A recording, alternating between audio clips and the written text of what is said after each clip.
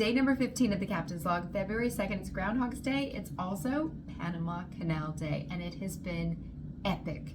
It's 6 p.m. I started at 4:15. I wasn't supposed to have a wake-up call till 4:45, but I was like a kid on Christmas morning because this is my first time in command of a ship where I get to take a ship through the Panama Canal. Now, fun fact, the Panama Canal is one of the places on Earth where the pilot can take command of the ship. Everywhere else, the captain is in command. But today, I got to keep command. And this is how the day went. 6 o'clock, we pick up the first pilot.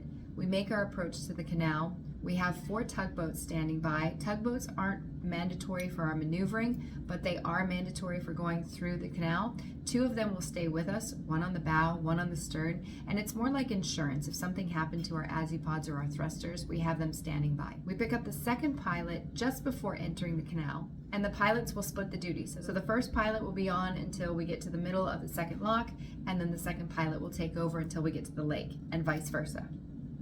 It's honestly hard for me to find the words to explain the feeling and the adrenaline rush of maneuvering a ship 327.5 meters long into a canal with just a few meters clearance on either side, and to do it for 2.5 hours at a time and then 2 hours and 15 minutes on the way back, to keep that concentration, to keep the focus, to keep your emotions in check. So I want to give a shout out to my team because they made this not only easier for me, but also so that I could enjoy every single moment.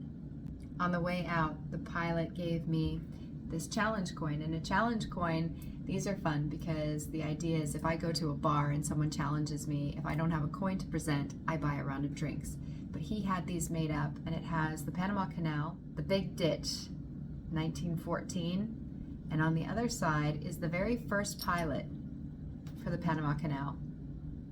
And this will always be a very special souvenir for me because not everybody gets this opportunity. Another highlight was watching my crew witness going through the canal as the ship's going up and down and the doors are opening and closing. Once we got through the first set of locks and into Gatun Lake, we put our tenders in the water to take our guests and crew from ship to shore for excursions to Panama City and to go back through the canal. While we were heaving up the anchor, we noticed there was a wire attached, so we had to release that.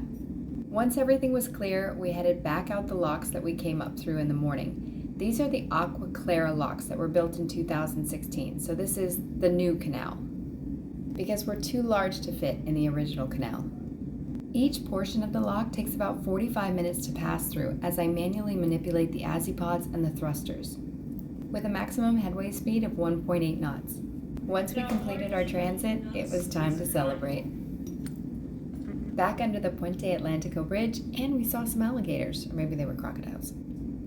But the day is not over yet because we still have a port call. We dropped off the Panama Canal pilots, we picked up the Cologne pilot, docked the ship in Cologne, Panama. The 1,300 guests and crew that were ashore, they are coming back on, and the guests that didn't go ashore in Panama when we were in Gatun Lake, they can go ashore now and enjoy. So I've got a couple of hours of downtime before departure, and the clocks go 1 hour ahead tonight. I am going to sleep like a baby, but that's so that we can be on local time when we get to Aruba the day after tomorrow. Luckily, tomorrow is a sea day, and I will be able to sleep in just a little bit. First, I need to come down from my adrenaline rush. My adrenaline has come down quite a bit because it's now 11:30 at night, 12:30 with the clocks going ahead. We just finished departure, which was delayed because of a tour that came back late, medical debark, and we got stuck behind traffic, a cargo ship that was going out.